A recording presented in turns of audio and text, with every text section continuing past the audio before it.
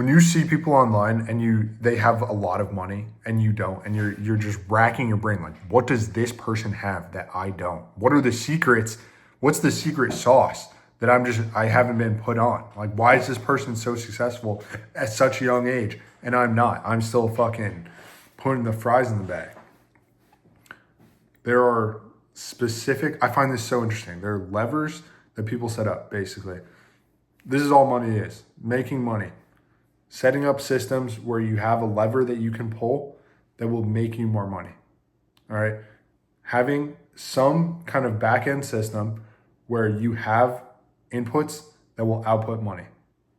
Let me give you some examples. Course sellers, right? This is a great example.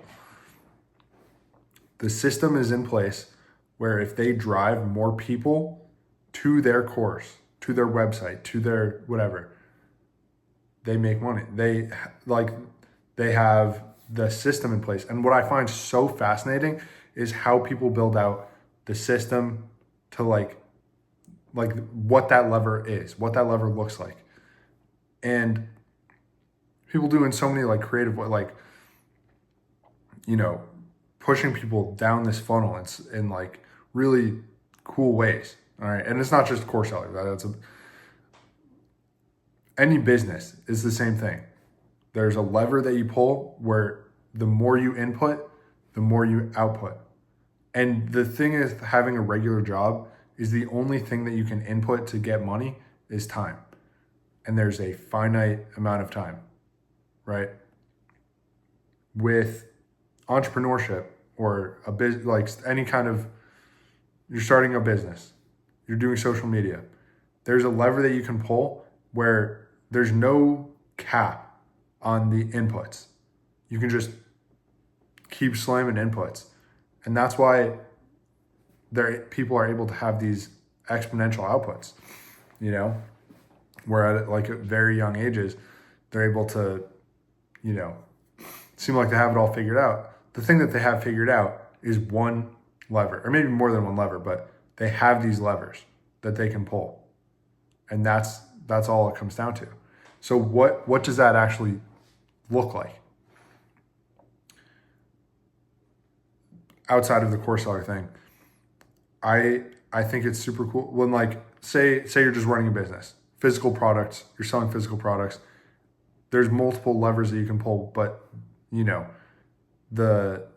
at the end of the day, you're pulling the lever of, you know, you're getting people towards the products, you're selling them, you're making money. You can run more ads. That's a lever that you can pull to make more money. You can, you know, make better products. That's a lever you can pull to make. You can, you know, post about it on social media. All of these things, get better affiliates for your brand. There's all these levers that you can pull, and the output is making money. It is so, like, if you really take a look at like any business model, that's all it is pulling different levers to make more money. And what I think is like a super, you know, cool concept is building out all these like back-end systems across different, you know, business models where you have everything like running for you already. Like being able to build one out where you have this lever that you can pull and the system is already in place and going on its own. So you can just send people there and make money off of it. And you have this other thing set up where if you send people there, you can make money off of it. And it's like, you know, or even if it's not tied to specifically social media, something separate, you know, run ads, you're able to pull all these levers because you have all these systems in place that are already churning. It's just you pull the lever, you get more money. And that's all it is. All right, this is why wealth isn't directly, or how much money you make rather, isn't directly correlated with how smart you are. Because it doesn't matter how smart you are if you're not focusing. Like you can't intellectualize money into your bank account, but you can think, you know, use your freaking noggin, you know, use all that intelligence to figure out better ways where your inputs will have more like better outputs, right? What can you do to set up these systems where if I do X, I get money. That's it. It's that simple. And some people find out like how to set that up at a very young age. Some people don't figure out how to set that up until very later on. And like it's not, they're not all the same, Maybe there's like a better longevity on some methods. There's better, more exponential results on some. It's more so the concept is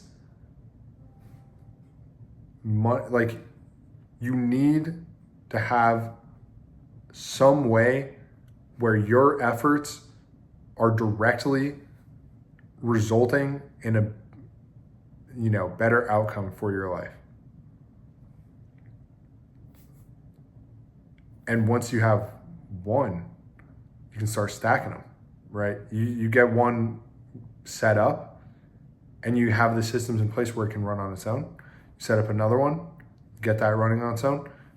And that's what I want to do. That's like my ultimate end goal, is to have all these separate, individual, like independent, fully functional levers where I can focus on the inputs and the outputs are guaranteed because the systems are in place that it's just churning, always churning. And I get so excited about new ideas and I jump from thing to thing. But the problem is I'm not giving each thing enough time on its own to really build it out. And so that's what I'm focusing on now, or I haven't previously, right?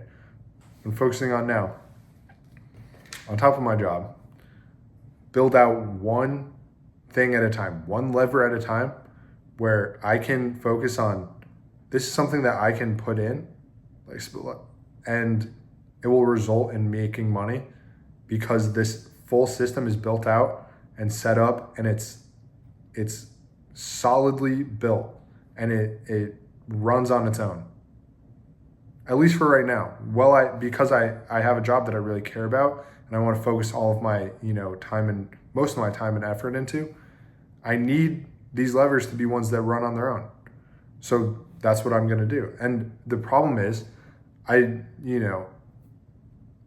it's got to get to that point. You have to put in the work to get it to the point where it runs on its own.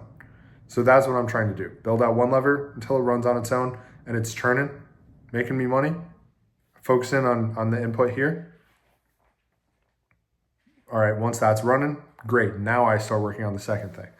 Now I start working on the next one because this one's churning. And maybe, the prioritization, you don't necessarily move on to the next thing if this thing's working super well and it's already, sometimes doing more work on this one will have better results than working on the other one. And then it becomes a matter of just like, where do you want to prioritize your time? Where does it make sense to prioritize your time? What's going to ultimately end up making you more money in the long run? The problem with me is I want to try so many different things. Even if one thing is working super well, I want to give these other opportunities a chance. I want to, fully develop all of these ideas that I have and see if I can make them work, So, and that's on a very long time frame. I have a ton of businesses that I want to try eventually, but, I think I'm, coming around to the fact that if I really want them to do well or be successful in any regard, you got to put the time in and give it the attention and the prioritization that it deserves. And you can't rush that. This one's a little bit all over the place. I took a bunch of melatonin already and non-melatonin sleep formula quite some time ago. So bear with me for this one. Appreciate you guys watching.